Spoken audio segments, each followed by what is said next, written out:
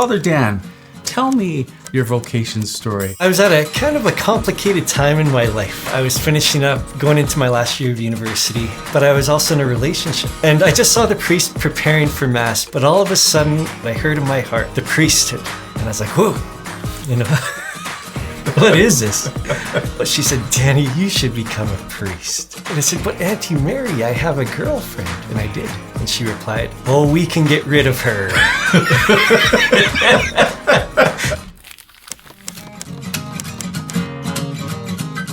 Father Dan, I can't believe we're doing this. Well, Ken, it's great to be here. Listen, how long have you been running this YouTube channel? Oh boy. I think the first video was 2014. Is that right? Yeah, but we really didn't get going until 2020 when COVID hit and everything happened. And how many times have I asked you to come on and do an episode? Well, this is the first time you've had me on. You've asked me many times. And listen, the stars have aligned. And here we are. In case anyone doesn't know, you're my brother. And so it's a pleasure to have you. You also are my pastor. Yeah. So this is a unique relationship we have. I have to submit my obedience to you. So we are going to start a series with you on this channel on the liturgy. But before we do, I thought it'd be a great opportunity for you to come in early and share with people like your faith journey and your vocations journey and get to know you a little bit. So we're going to start with that. Sure, that sounds good. So someone sits down and says, Father Dan, tell me your vocation story. How do you begin? Yeah, I always begin with a phrase. What's the phrase? And the phrase is, you have one life to live. You must live it for the Lord. It's that phrase I actually wrote down in I think it was the summer of 2006. I was just entering my last year of university, and I was sitting before the Blessed Sacrament in St. Walburg in our hometown church. And I heard those words, you have one life to live. You must live it for the Lord.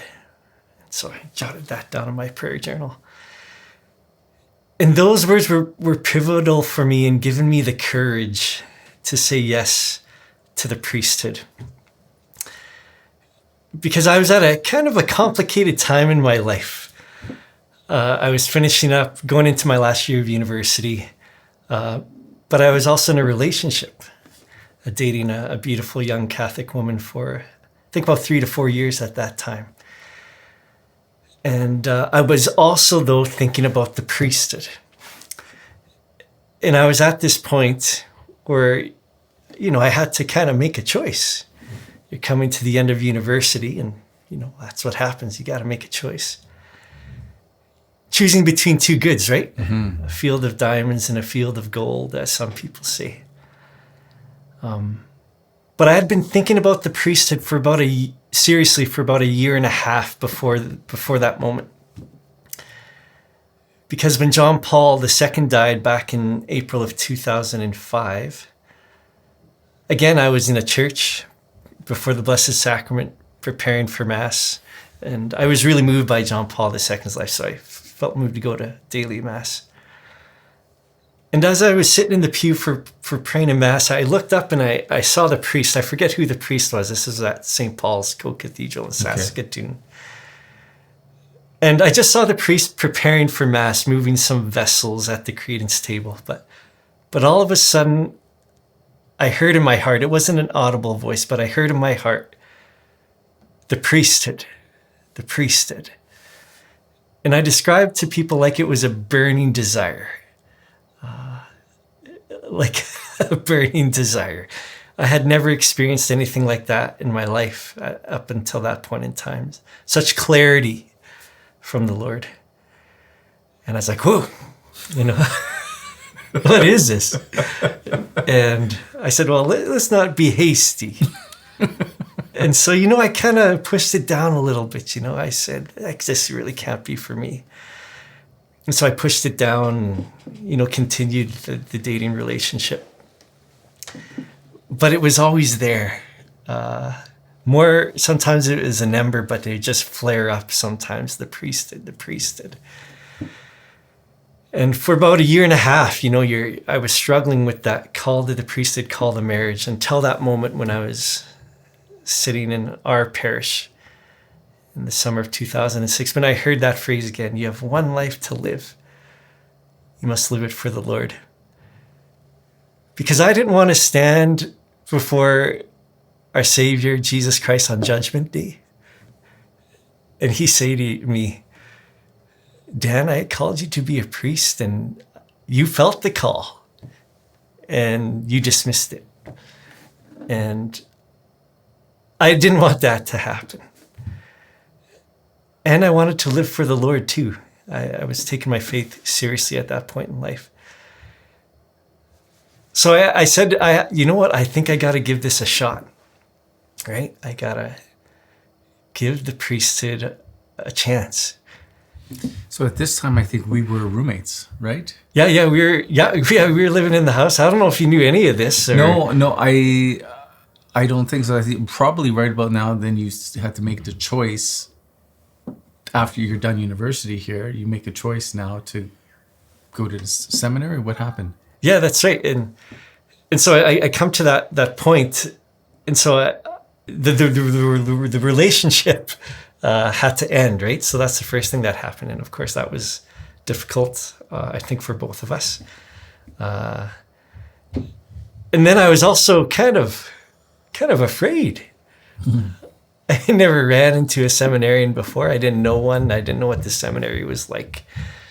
And so going into my last year of university, that's when I approached our local bishop to study for the Diocese of Saskatoon.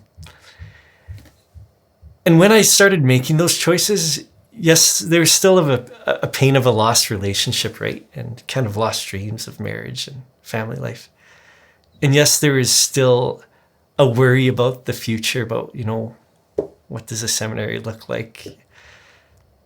At the same time, I always tell people I felt completely joyous and free.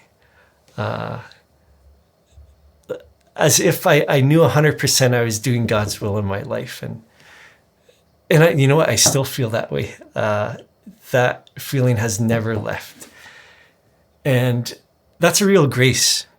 A lot of men in their discernment, either for marriage or especially the priesthood, it's up and down. It's like sometimes they think they know, sometimes they don't. I've always kind of felt the Lord was calling me, and really? I never doubted it. Yeah.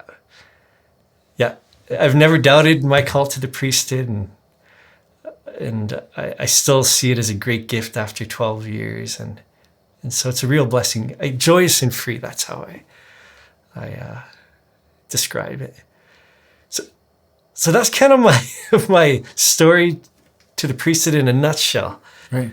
And I give thanks for the gift of my priesthood every day, and I feel it's exactly what the Lord wants me to do, and I'm thankful. So we grew up in the same home. We did. Same parents. We're brothers here. So, what do you think Mom and Dad did in growing up that helped you respond to that call, or did they do something? Yeah. So yes, I mean, I would say for sure they created an environment that eventually helped me respond with a yes. That's what they did. And they did this in a number of ways. I think the first way is, of course, through prayer. And you would know this, our prayer in our home growing up, right? Mm-hmm. And you may have shared this on your channel before, I'm not sure, but we not only had like grace before meals, but we had a time of family prayer in the evening where Dad would go around the house and call his 7 children. He'd go, prayer time. Yeah. And wherever we were, we'd come crawling out of the woodworks. Yeah. And we gather in the living room and we pray. And our house was a busy house, right? 7 of us, we had friends, lots of stuff going on. And you might remember there'd be knocks on the door of the house when we were praying. And what does Dad do? He said, oh, come on in and join us, I found that so embarrassing. Yeah. But he taught us that our faith is worth sharing and living, and not embarrassed about his faith in prayer at all, a deep man of prayer. And so one always hears their call in the atmosphere, in the context of prayer, as I shared in my story, right? It was always before the Blessed Sacrament, in the context of prayer, that I heard the call. And if I wasn't given that as a young man from our parents, I might have missed the call, right? So creating the atmosphere of prayer in the home helped me then to say yes for sure to the priesthood in the future, because I was willing to spend time in prayer, taught to me by our parents. So, and then of course our father, everyone sat during prayer, but what did Dad do? He knelt. He knelt, yeah. He was the only one. Yeah. And you know, here's your dad kneeling in prayer. And so that's telling you as a young man, you know, that this is something that it's worth giving your life to. It's something that's important. So that's one thing they did. The other thing they did to create an atmosphere, an environment for me to say yes to the priesthood is they always taught us to give ourselves to the church and give to the church. When you think of Dad, how many things was he involved in the church, right? He was a lector. He was in the Knights of Columbus. He was on parish council. Whenever the church needed volunteers, he was there. And then there was Mom. Mom was always involved in the choir, always giving of her time. Through their example, they were always showing us that we give to the church our time and our talent and our treasure. And then they taught us this because they made us give to the church, right? Maybe your experience is a little different, but, you know, we altar served. I was a lector. I had to play piano and organ in the church for I don't know how many years, I think until grade 12, even after that. That's right. Yeah. And it really wasn't an option, right? No, I had to, I remember I was given the choice between reading and altar serving. And I was so afraid to read. I'm like, I'm going to altar serve. Like, it was just like, and we had to. Yeah, it's an expectation. It was an expectation, yeah. Yeah. And that expectation it may seem like a small thing, but it's instilling into young ones and to us at a young age that, you know what, you give to the church. And so you start young and so that giving, and so I really think that opened up my heart to be able to give my life to the church, right? Because I was already given to the church in so many ways as a young fella that enabled me to give that yes, I think later on. Yeah. So I think that's key. Okay. So parents should insist on these things. Yeah. And then the third thing is our parents had a belief of Jesus in the Eucharist. I remember it's a core memory I have of Dad sitting down in the pew. I've shared this with my parishioners as a young guy. I hadn't even celebrated First Communion yet. But when the congregation knelt at the consecration, I remember Dad leaning over and whispering to me as a young guy. I must have been 5 or 6, but because I didn't always behave in the pew, right? And he would demand, I know your kids always behave, Ken, but Dad would look over at me and he'd demand my attention as we were kneeling, and he said, pay attention, Jesus is coming. And so my father had a belief in the real presence of Jesus in the Eucharist all the time. In a time in the church when it started to wane, right? But for him, it's a given. This is what we believe, and he passed that on to us. So again, because of that belief passed on, I would spend time in front of the Blessed Sacrament praying, never miss Sunday Mass as a young man, even university, right? Because you go. And that belief in the Eucharist also, again, helped me say yes to the priesthood. Do you recall some of our summer holidays? You know, we'd go off to Banff or Jasper because Mom and Dad both teachers, so we had the summer off. So it was nice for us. So we have these big camping trips. But do you ever remember them not bringing us to Mass on Sunday? Never. No. We always went. It was not an option. Just exactly. So they would be in the yellow pages, then looking, where's the Mass? What time is it? Calling ahead. And I think for me at that time, it was just, I thought, well, this is what we do. Occasionally, I think I did feel like this was a little inconvenient. Excuse me. Because you're leaving your campsite and now you're traveling and driving. Could be a ways to Mass, but that was something that I always thought was unique about our family experience, as well as everything that you said. Like we never miss Mass. I don't have a memory ever of missing Mass. Ever. Yeah. What a powerful lesson. Like you worship and pray to God even when it's inconvenient. And sometimes it should be inconvenient, right? Yeah. Yeah, you do this. Yeah. And it wasn't being pushed. I sometimes hear people have told me, oh, Father, that my parents, they really just pushed me to go to church and they pushed me to pray the rosary every night.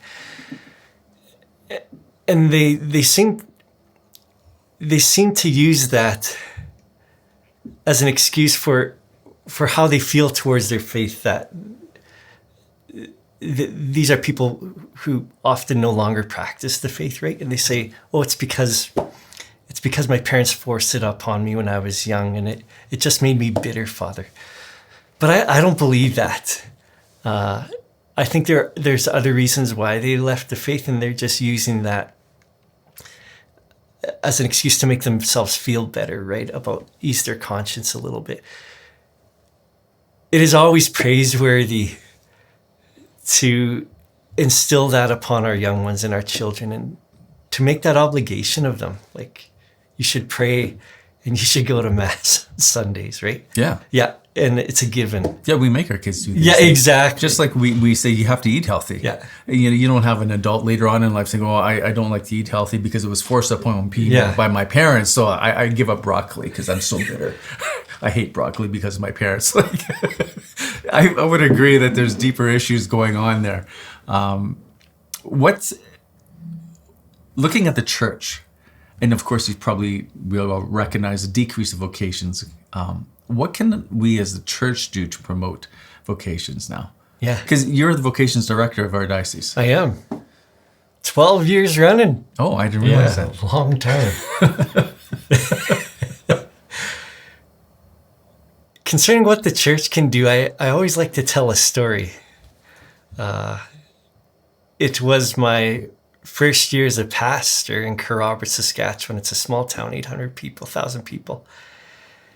And my first week there as pastor, I visited the nursing home, the hospital they were attached. And I was just going around introducing myself to all the Catholic residents there, the old people in the nursing home. And I remember looking at this door, and they have their names on the door, and the name said Lena Reckenmacher. And I said to myself, that's a good German name, because it was a German area, German Catholic. Reckenmacher. And so I knock on the door, and I say, Mrs. Reckenmacher, my name is Father Dan, I'm the new priest here. And so I open the door, and here's this small little woman in a wheelchair, very frail, elderly. And the first thing she does is she looks up at me, and these are the words out of her mouth. She said, your mother must be so proud to have a son as a priest. And I always remember those words. Your mother must be so proud to have a son as a priest.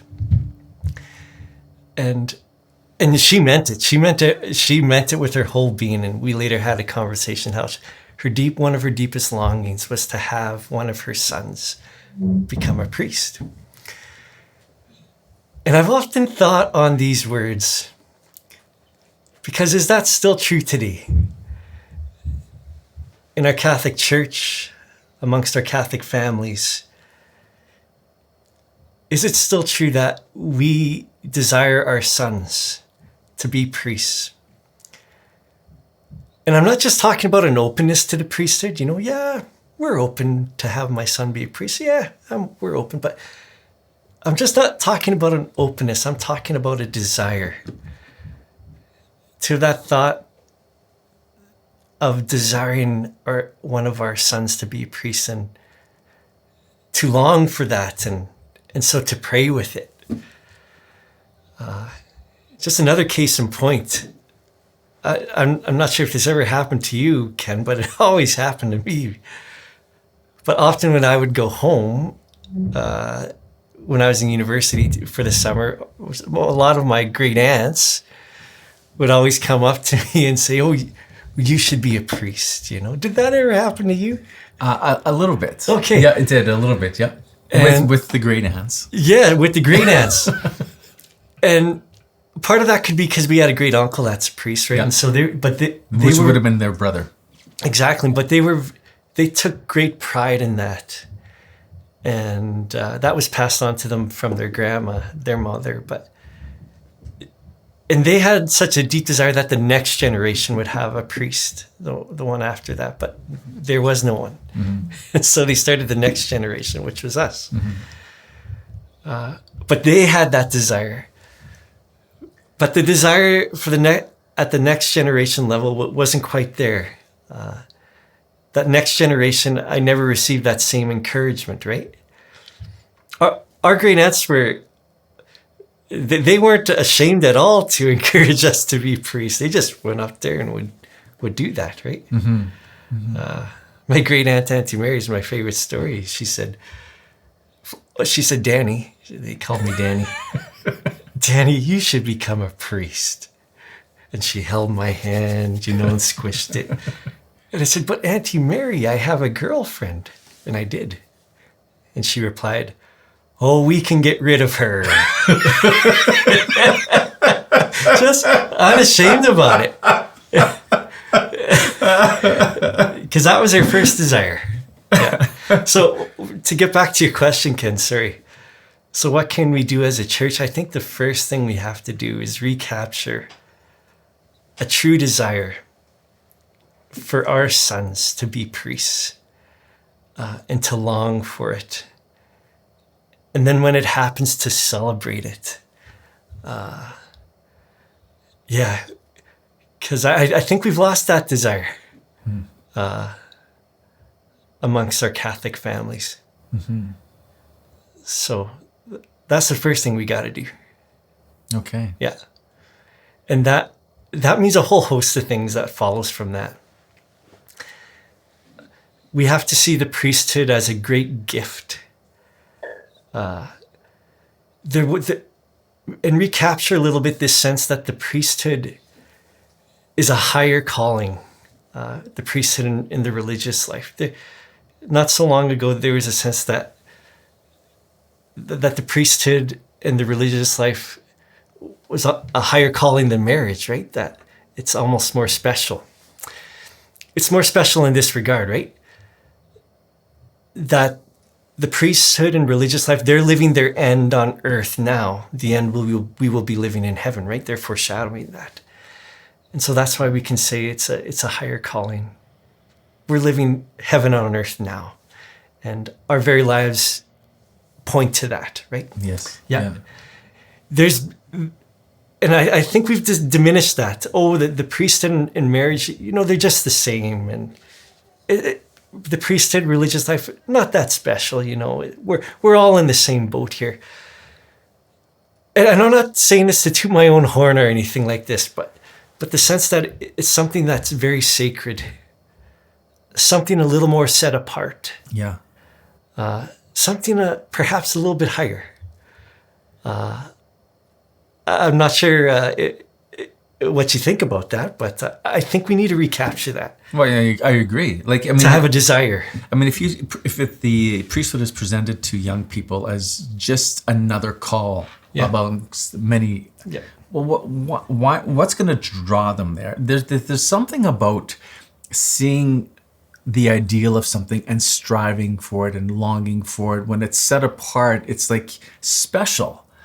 When you set it, like, if you make it like on the same footing as, I don't know, marriage, it's well, first of all, it's not. It's a supernatural call. Yes, that's right. Exactly. Marriage is a natural call. That's right. Exactly. So when it is fundamentally different. Yeah.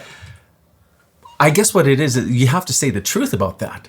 Because I think within the church, there has been this a cautionary thought of we don't want to fall into clericalism. Yes. You know, the priest is up here, lay people down here, not good for the church. So let's try and even the field, even though the teachings of the church might suggest otherwise, let's not communicate it so harshly or abruptly. I disagree with that. Yes. So I think we need to get back to a little more. It's this supernatural call. It's this. It's a higher call, a call that is set apart, right? Well, your life is not, how you're living is not the natural way of a man to live. Right. It's a supernatural way. Yes. Yeah. And it's an indication that God has called you to do something that's unique. And I think we need to be unapologetic about it. And this kind of brings me to my other point, what the church can do. So we need to desire it, and that means a whole host of things, right? Including upholding the dignity of the priesthood. But we need to desire it as the church intends. And what do I mean by that? I think often with all that has gone on in the church concerning the priesthood, right? Some of the scandals that have taken part, there's a real sense that sometimes we've become ashamed of the priesthood. And we've also become ashamed of the priesthood in one other regard. And I think it's an important one, and that is the male-only priesthood. As a seminarian, I remember a number of times, and this wasn't just my experience, but being told that I'm only becoming a priest because I'm a man, right? And it happened so many times, I just got used to it. But can you imagine though, if you have a young man discerning the priesthood, he's in seminary, and he's told that by a member of the church, right? And you know, that can do harm to the young man's discernment, right? In what way? Well, right away he feels as though that the priesthood isn't a gift to the church, that he's supposed to be ashamed of it. And that the priesthood as the church has it right now, it isn't something to be revered and longed for. It needs to change. And so it's kind of like, you shouldn't be part of this. That's kind of what it was, right? So you got that impression. You're becoming a priest only just because you're only a man. That's right. Or, you know, comments like, oh, the priesthood is a chauvinistic institution, right? Male chauvinistic institution. But I think there's a little bit of shame that we have concerning the male-only priesthood as established by Christ. Because how often have you heard it preached on or catechized about by clergy? I don't think I have. Right? Yeah. And there's this constant pressure from outside the church, even within, but especially from without, to change that, right? That it can't be a male-only priesthood. It has to be equal. And the priesthood is nothing to be ashamed about. It's something that has been handed on to us from Christ, the apostles, from one generation to the next. And we have to desire it as the church intends, everyone within the church. And not to have shame about it in any way, or to be quiet about it in any way. That Christ established a male-only priesthood, and we could talk about this maybe more at a different time. And that means you're coming back. Talk about these issues. But it's nothing to be ashamed of. It's a gift. The male-only priesthood is a gift. And we need to recapture that and really hold that close to our hearts, I think. And this comes with everything. We have to surrender ourselves to the will of the church, right? So yeah, that's long-winded. No. What the church can do is desire the priesthood as the church intends. All members of the church, all levels of the church. And then that will be passed down to our young men. Right. Yeah. What would you tell a young person right now who's struggling with vocation? What words of encouragement would you give them? I tell them they have one life to live. They have to live it for the Lord. But it's true. Listen, if you got one life to live, don't you want to live it how the Lord wants you to live it? And so that means you have to take seriously the call to the religious life or the priesthood, and to take it seriously. And so, yeah, I would tell them that. And then, of course, they have to pray.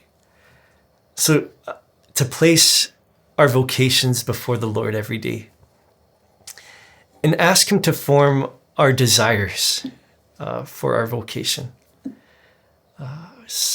Ask him, Lord, if you're calling me to the priesthood, put that desire within me a little bit.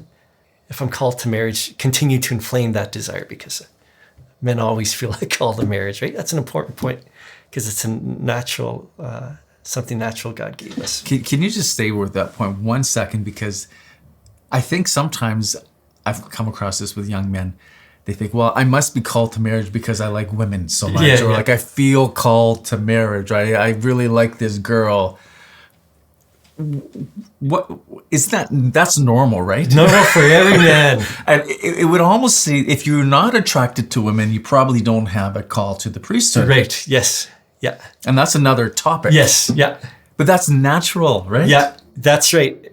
And so a young man shouldn't think, I because I'm attracted to women and I really feel called, or I have a desire, for example, to unite myself to another woman, I must not be called to the priesthood.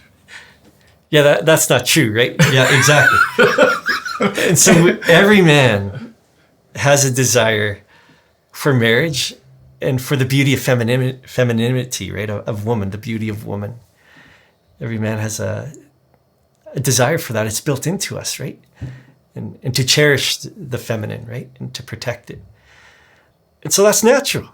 And as a priest, I'm always going to have that all the time. But I direct that desire towards my bride, the church, right?